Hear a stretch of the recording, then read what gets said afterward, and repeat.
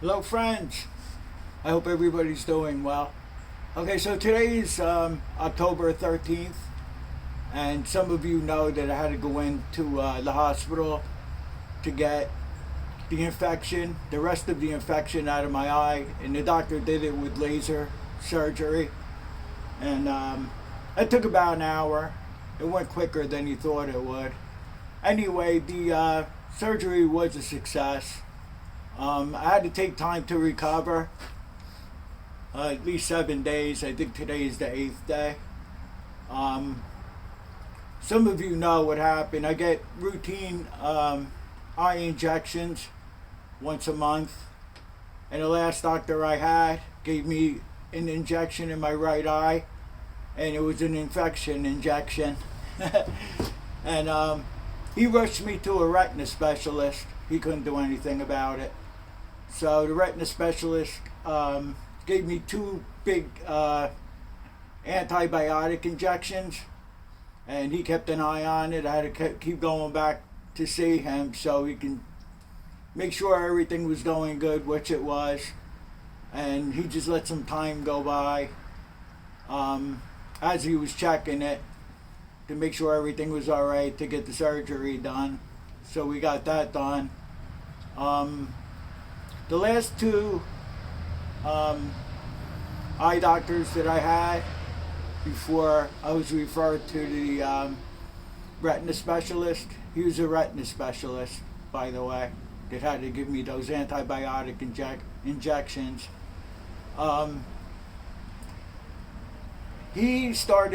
I started complaining to him that the last two doctors that I had were not treating my left eye. For some odd reason, I don't know why. We got to talking, and he said, "You want me to take care of your eyes for you?" I said, "Yeah, absolutely." So, even though my right eye was real bad, he started treating my left eye. That's how I was able to make some videos that I have on standby, and maybe a couple of more before that. Because I did make some videos that I put on standby while I had to have the surgery and recover from the surgery. So, a few of the videos that you're watching lately are pre-recorded from a while ago, from before I had to go in for the surgery. So, it turns out that everything's going fine so far, and I have to take 3 different drops 4 times a day until I see him this coming Monday, and then it'll probably be less eye drops that I have to take.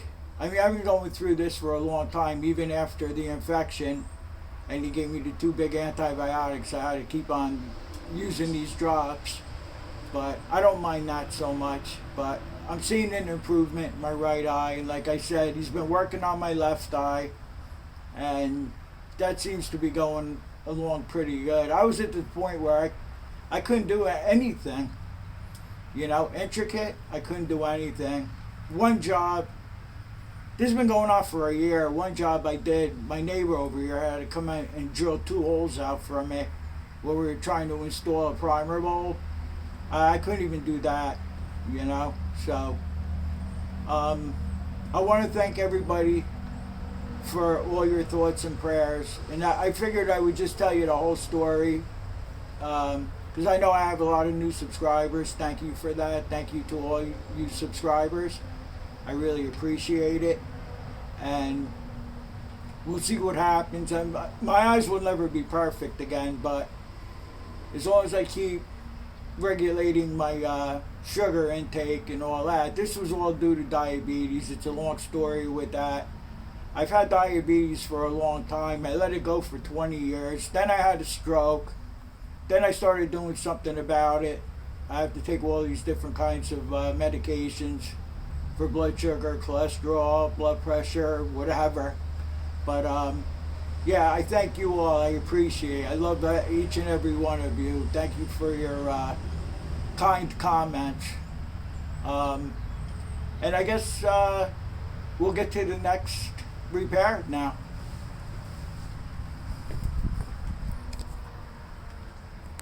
Okay, so the first thing we're going to do on this Gravely here is the handlebar is bent up too high.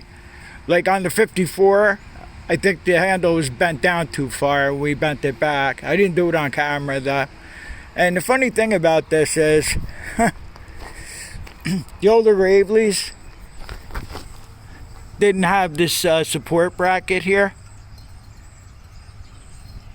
Right? They didn't have that. So I can see you bending the handle. This one does have it on the other side, but the handle still got bent. How these handles get bent like that, I don't know. The only thing I could find was this PCV pipe here that I stuck on the end of the handle, and we're going to see if we can bend it down. And hopefully we could bend it down without cracking the handle, because I tried to straighten a couple of other handles out at one time and they cracked. The one on the 57 Gravely, that didn't crack. But let's see if we can bend this down here. Let me just put you on the tripod here and see what we could do. Hate doing it this way, but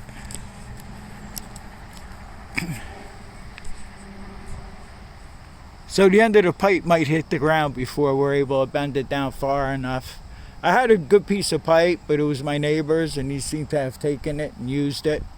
They fit right over the handle grip, and I used that and it worked great. But let's see if I can bend this thing down without snapping the handle.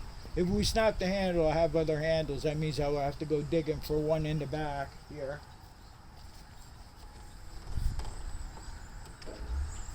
It's already hitting the ground here, so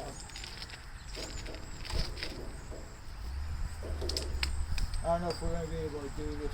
That pipe worked out so great before too.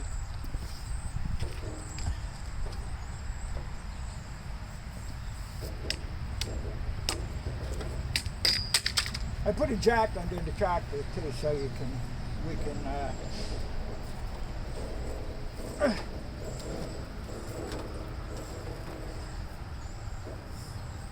it went a little bit, but not enough. I'm trying to think of another thing. Even a short piece of pipe would be good, but I don't have anything laying around right now. It is much better now that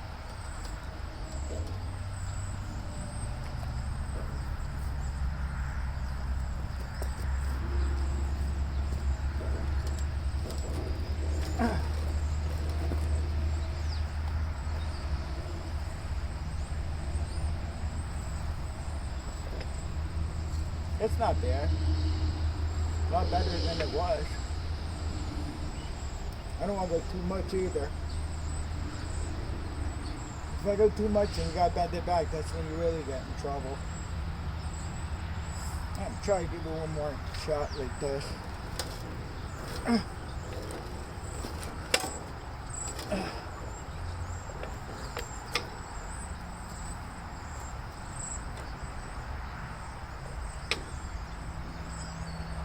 I might just leave it at that so we don't get in any trouble.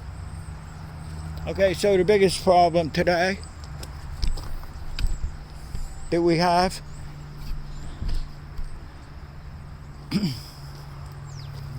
what happened was when I got this tractor, the hood was primer, but it had no hood mount at all.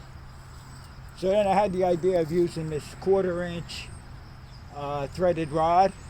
There was a couple of brackets under there, and I was able to run the threaded rod through the bracket. But now look, see that? So you have a problem there. Okay, first of all. So this is the 8-speed Gravely here. I call this the money pit. We did everything to this. When I first got the tractor, I don't even know if you're in view here.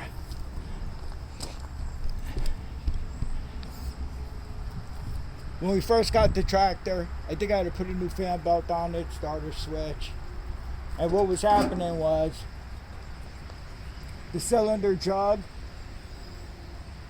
was cracked, and the compression was going right out the cylinder jug. Then we bought that 54 Gravely that I stole all kinds of parts off of that tractor. And we took the engine off that, put the engine on here. The piston skirt was cracked. It was broken on it. We had it all apart. I got a brand new piston, brand new rings, a brand new exhaust valve and valve guide, and whatever else, the gasket set and all that. It was $400. I mean, I got hundreds and hundreds of dollars in this that I'll never see back. But the reason why I did all that to that is because this tractor is an 8-speed. I did the best I could to try to save it. Another problem, it seems to have a vibration. That's probably part of the reason why that threaded rod came off that bracket I stuck it through. I'm getting the feeling that it's something in the bottom end of the engine. I'm not really sure for sure. I'm not going to worry about that too much right now. Okay, so what I want to do is I want to show you what was done on the 54 Gravely that we're keeping and we're going to be restoring. So let me show you that right quick, and I'll be back to you in a minute. Okay, so this guy had the same idea on the other tractor, on the 57 Gravely, which I'll show you in a second, that I had. But I used a 1/4-inch threaded rod here because it fit through those brackets. Okay, this guy here, he used a 3/8 threaded rod in here. Is my finger here? Yeah. He used a 3/8 threaded rod in here, which is thicker than, of course, the 1/4-inch rod that I used. Did I say 3/8 before? No, it's a 1/4-inch threaded rod I used on that other tractor there. But what he did was he welded it to the battery plate here, and the big battery still fit on there, which is very cool. First of all, this hood here that I mentioned before, Gravely super convertible, that came on the 57 Gravely here, that hood actually belongs on this tractor here. So when we go to restore this, I'm going to take the battery tray with that threaded rod that's welded on there off that and switch them. I'll take this one off here. I'll put this hood on the 57 Gravely. I don't know as far as the color goes, because we're going to be painting the 54. We're going to restore it. I might just, because I don't paint them the same color, the original color. I don't care about that stuff like that. I'll probably just take and I'm either going to paint it cherry red or regal red. The cherry red's brighter. I restored my 61 Gravely, which I sold, and it looked really nice, cherry red. I don't have any more of these stickers. I'll see if I can get any more in the meantime. I might just mask that sticker off, or mask this whole thing and leave it orange. I don't know. We're not going to worry about that right now. So what we'll do right now is I'll take the hood off, we'll take the battery off. Since we don't weld here, I'll probably end up JB welding that 1/4-inch rod on. And I wish I had at least a 5/16. The 3/8, that worked out good for him, but the smaller the rod, the better it'll hold, because all the pressure down is on the battery tray. But the only problem is, like I said before, the vibration that this thing is doing. If we have time today, I'll check into that and see why it's vibrating like that, but I'm pretty sure it's the bottom end. So let me get the tools together. We'll pull the hood off and we'll do what we got to do to put that JB weld that rod in. Okay, so let's start popping this hood off here, and we'll have to pull the battery out too.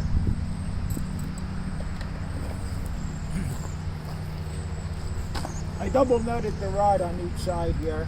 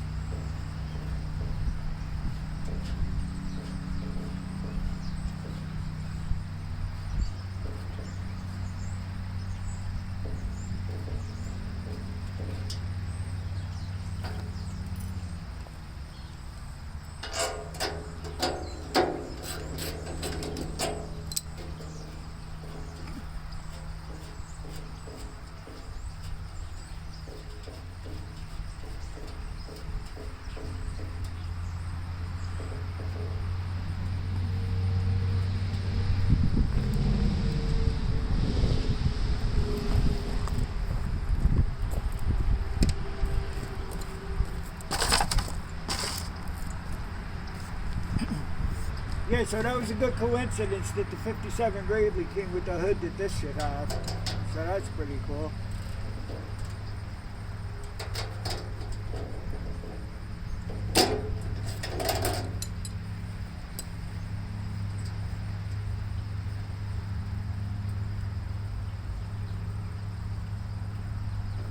I'll just take my Gravely Man stickers and peel them off. It's this sticker in the front, the Gravely tractor one, that I'm concerned about, because I think I only have one left of those.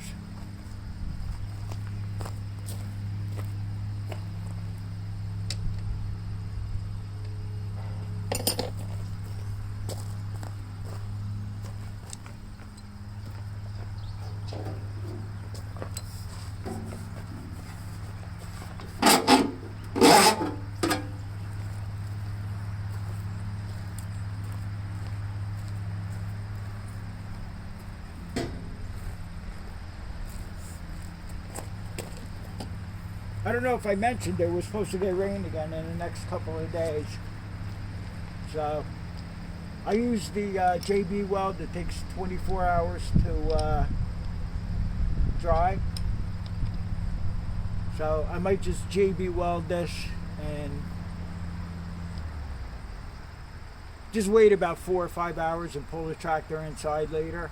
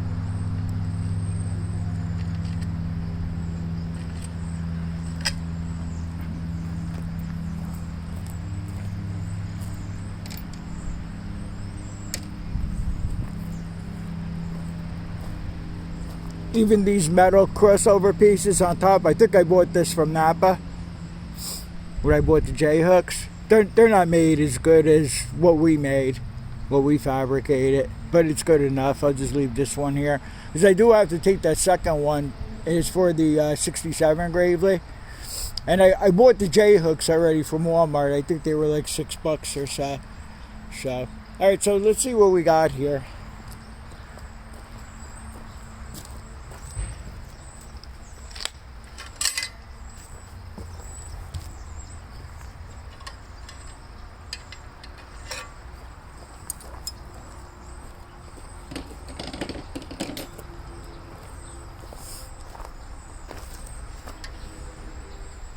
Oh, I see. He went in on the inside of the battery tray, and I think that's what we're gonna do. He went in here, if you could say it.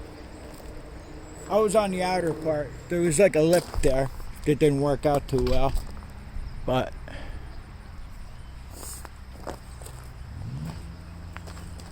yeah, I had it in between this piece and another piece, a lip there. It fit tighter before, but I know it's gonna keep loosening up. And we have to figure out why this tractor is doing what it's doing. You know, as far as the vibration goes. So I think we're gonna do it the same way he did it. I'll just take the sanding disc. I'm gonna sand this all down here. I'm gonna put a blob here, a blob in the center, and a blob on the end of the JB weld. But we're gonna clean this up real good. And then I'm gonna center this. I'm gonna put a couple of nuts on here. So this is centered. This way it's a reference point here. I'll just run the nut all the way up to here or something. Because we want the same amount of rod sticking out each side, I figure. So I'm gonna go ahead and get set up, and then we'll just sand this thing down here. And I'll show you the JB weld I use. So I'll be back.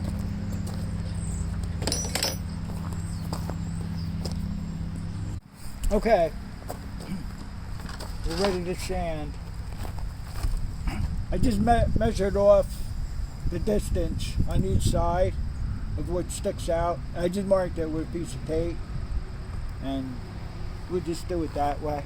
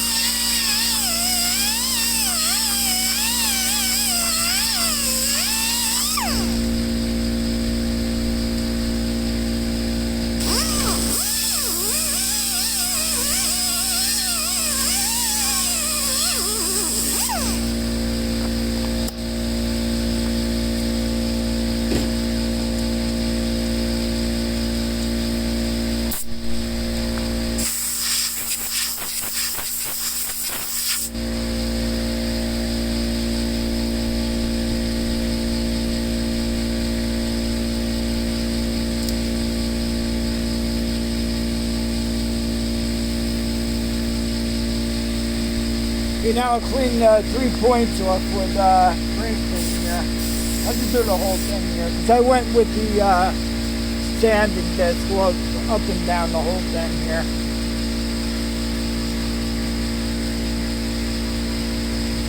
You should wear a mask to do what I just did, and I didn't.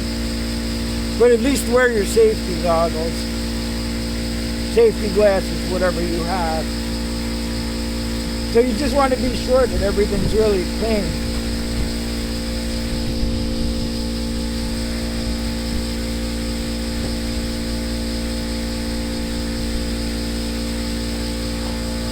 So I use the original JB weld, and you mix it 50-50. You mix the steel and the hardener. I mix it 50-50 because I always have the patience to wait the 24 hours for it to dry real good.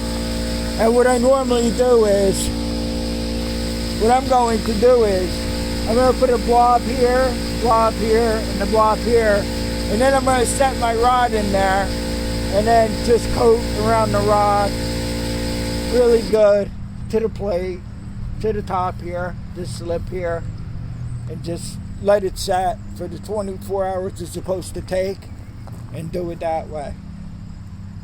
That's how we're going to do it. So in the meantime, I'm just going to mix up a batch of this. Probably have to use a lot of it, but I don't care how much I use. And I'll get back to you. Alright, so I ended up mixing a lot. But I'd rather have too much than too little. You can use a screwdriver, a popsicle stick, or I just use my fingers here.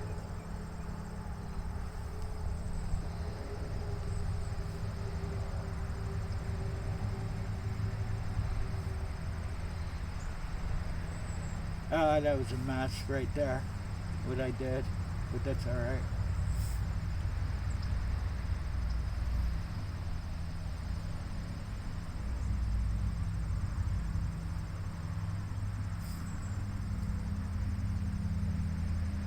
I'm just trying to stick blobs in here.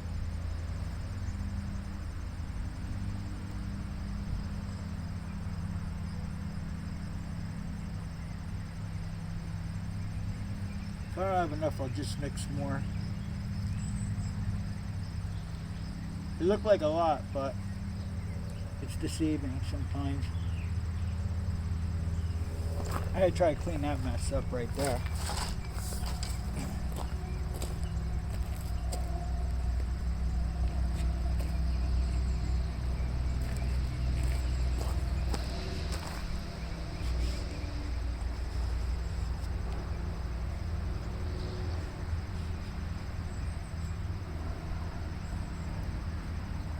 This JB Weld is sandable to, if you want to fill in cracks and stuff like that, doing some body work, feel free.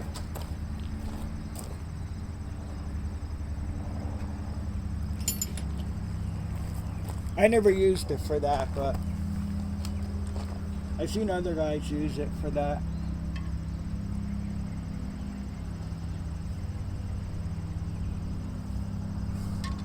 I got the socket too as a reference.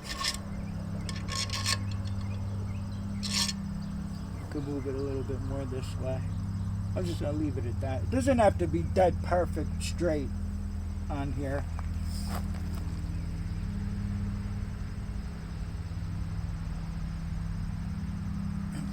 They also have the quick drying JB Weld, like what I'm using. I'm not too crazy about that.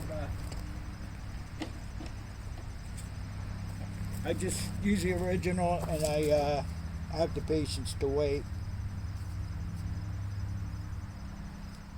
Plus, this gives you more time to work with it. That quick drying stuff, I think, dries too quick. I'm gonna make some more. I'm gonna have to make some more. I think this thing rolled away already. I'm gonna have to mix some more up real quick. I'll bring you back when I'm done.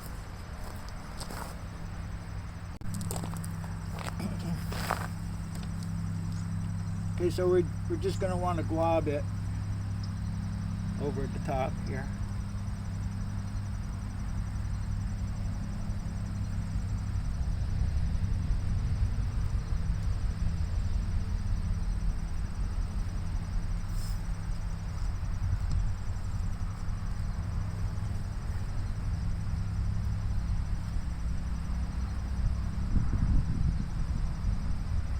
Over the rod and onto the plate.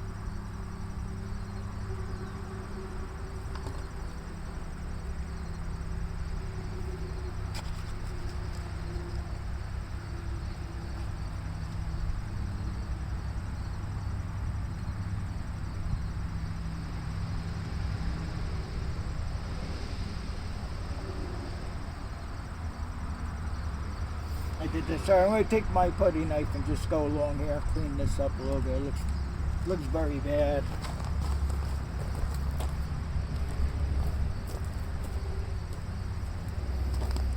I jacked the back of the tractor up too, because that rod seemed like it wanted to move. This way everything goes forward here. There you paper towel.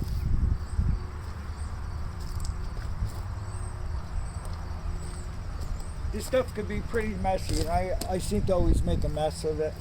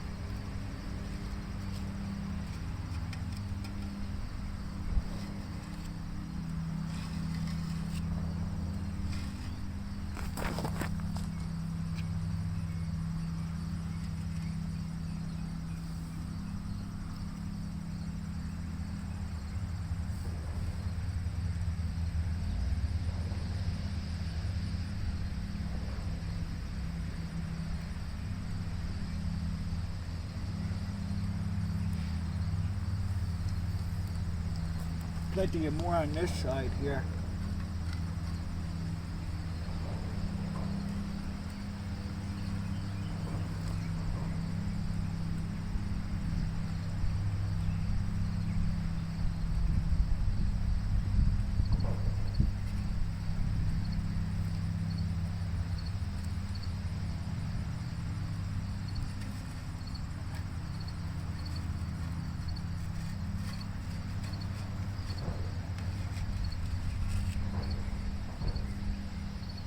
It's not too bad of a mess anymore.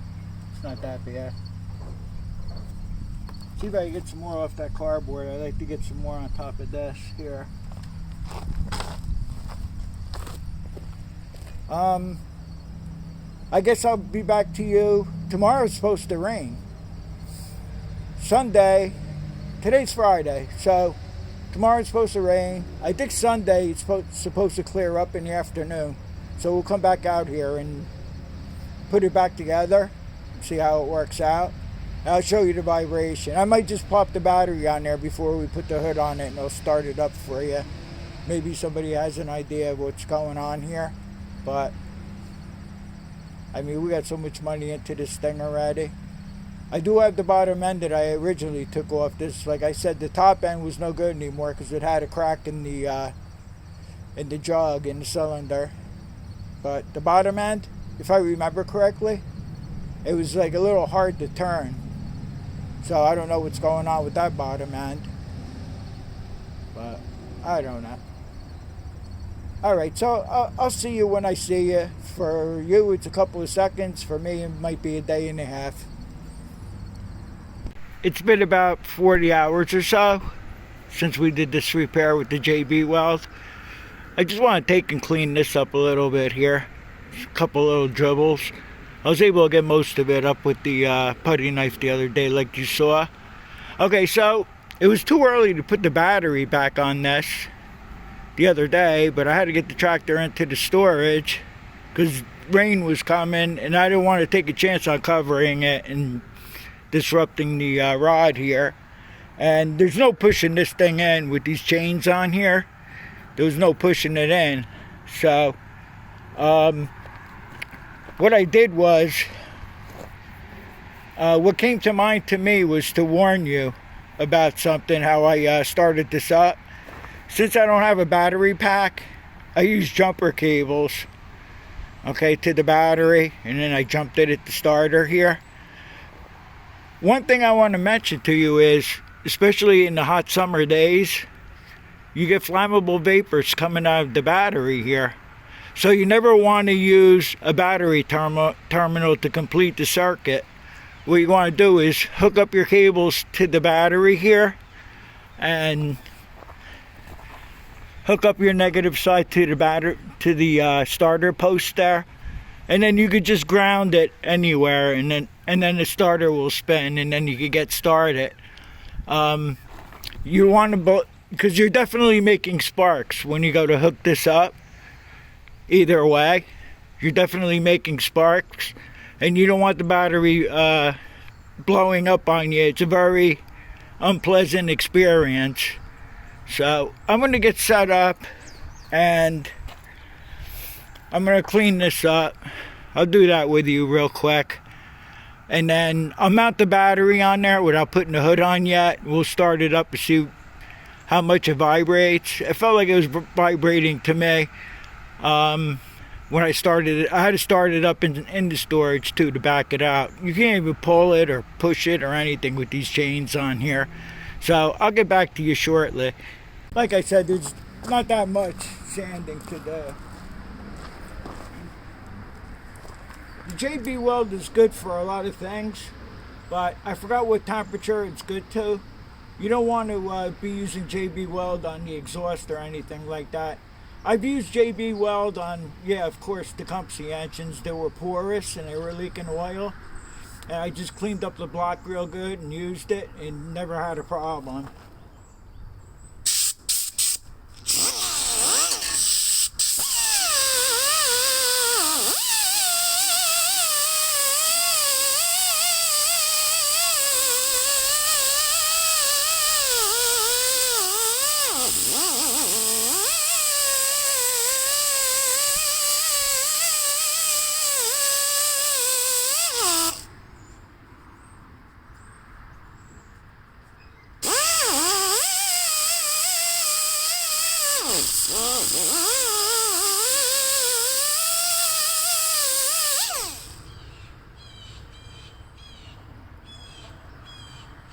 I think it should be alright. I don't think it will interfere with the battery. I'll set the battery on there. You don't need to see me mount the battery. You see me do that many times. So I'll make sure the battery fits on there good. Before we put the hood on it, I'll hook up the battery and then we'll start it up. And like this tractor here, like I said, it's a C8, it's an 8-speed. I would like to keep this tractor. But with all the problems, I have no incentive to restore this because I like to restore everything I keep. But right now it hasn't proven anything good to me yet. But let's see what happens. Alright, so I'll mount the battery and we'll start it up and see how much of vibration this has.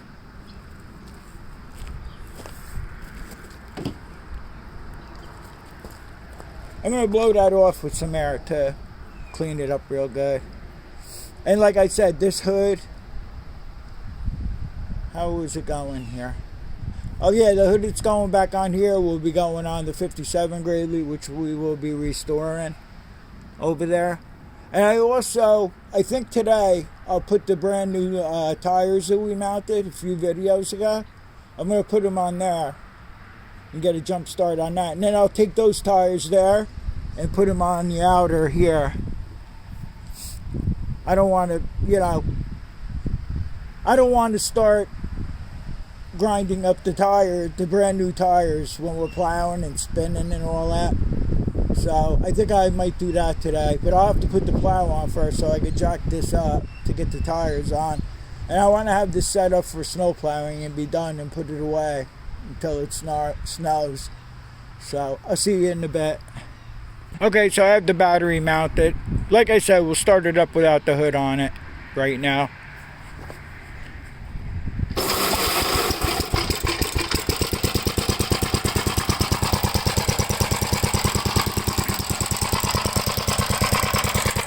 See how everything's shaking? It always looks like it's shaking anyway on video, but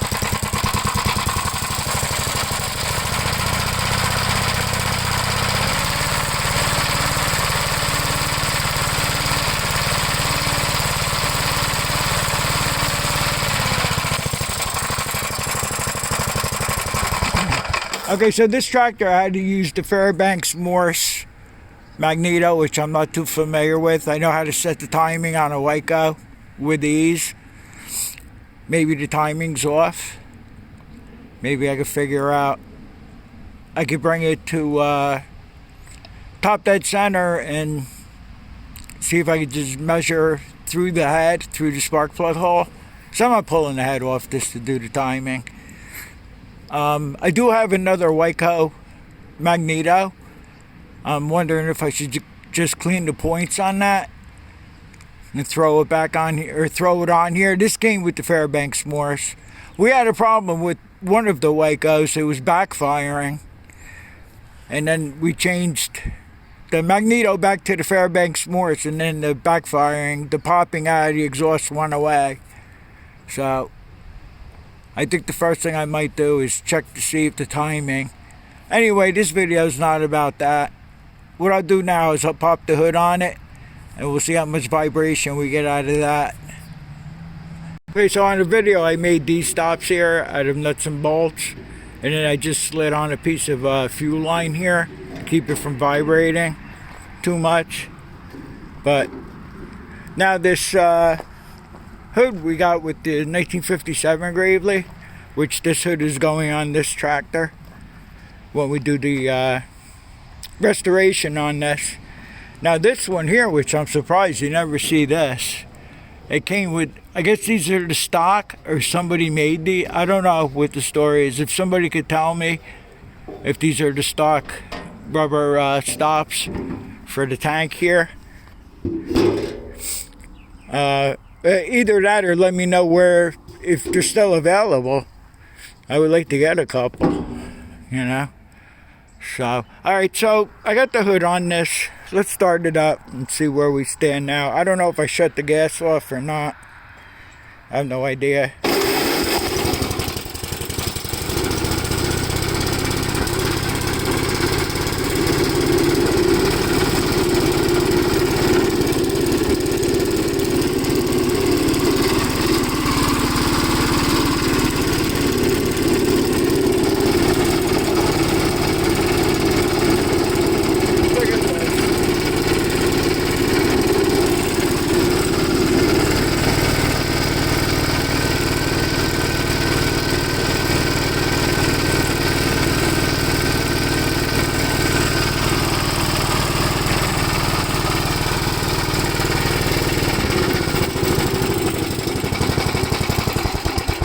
It's not too bad when you throttle it up. We don't have that many hours on this machine yet, and we rebuilt the top end, but I doubt that's the problem, that it has to break in. So I don't know. I don't know. I'm not sure here. I'm gonna run this for a little while anyway today. I'll be back to you to close. I'm thinking about throwing the snowplow on this and get the dual wheels. I'll pull the two tires off that, put them on here, put the brand new ones on there. I'm probably making you dizzy swinging this camera around. I'll put the brand new ones on there. So then that's part of the restoration done. They're going to have to come back off again, because we're going to strip that whole tractor down. We're going to pressure wash it and everything, dry it off real good, paint the transmission, paint everything. So I'll be back. Yeah, I'll be right back to you to close. Okay, so I'm switching the tires around, like I said I was going to.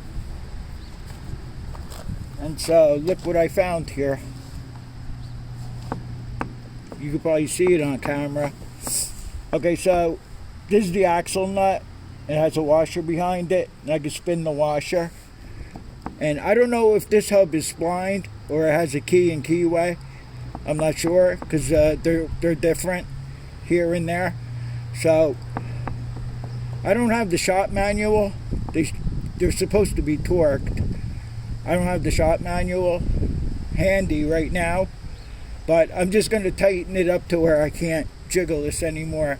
My 61 Gravely got so bad, it was my plow tractor, that it was splined and it stripped the hub. Luckily it only stripped the hub and not the axle. And luckily, as usual, I had a hub for it. I had to change the hub out on it. But those of you that own these old L Gravely's and C Gravely's, check check and make sure that that's tight. It always seems to be the right side that's loose. Hopefully no damage was done and I could get away with. I'll just tighten the nut up for now. This is the tractor. We got to tear it down to do the restoration, and hopefully I'll remember to torque it. So I'm gonna have to move the camera back a little bit. I have the air gun set up, and I think it's a 15/16 nut. I'm pretty sure. So we'll go ahead and tighten that up.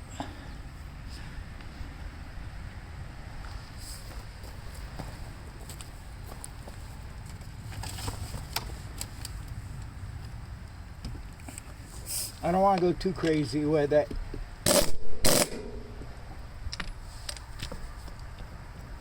This seems to be tightened up already.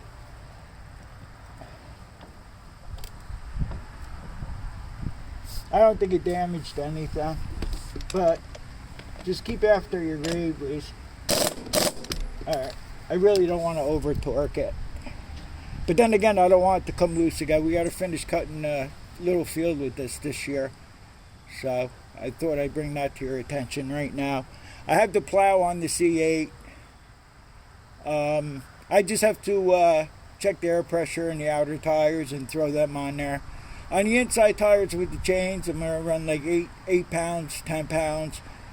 The outer tires, I'm not going to put the 20 pounds it's supposed to take because they're splitting apart, those tires. I'm surprised they haven't blown out yet.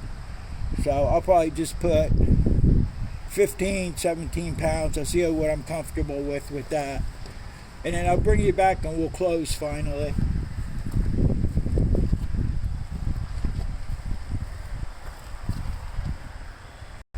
Okay, so I have the dual wheels on here. Put the plow on. We got our nice new wear bar on there. Our new old one. So I'm not really trusting this tractor. So my primary plow tractor, the 67, I'm probably going to end up putting the plow on that and the dual wheels on that. I mean, we're only going to plow here at the yard. If we have a problem here, it's no problem. So the reason why I put more air in the outer tires here is to compensate a little bit for the inners with the chains. But these chains that we made are so thick, I don't even think that the tire is really going to be hitting the ground much there, but I don't know, it's hard to tell. So handlebars pretty much straightened out. I did the best I could with that and everything else we did today.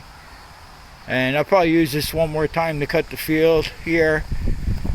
You saw I tightened up the hub. Yeah, check both sides all the time. Make sure those nuts are tight on the hub axles. I guess that's about it. I hope you got something out of this and enjoyed the video. And I guess I'll see you all on the next one. Thanks for watching and take care.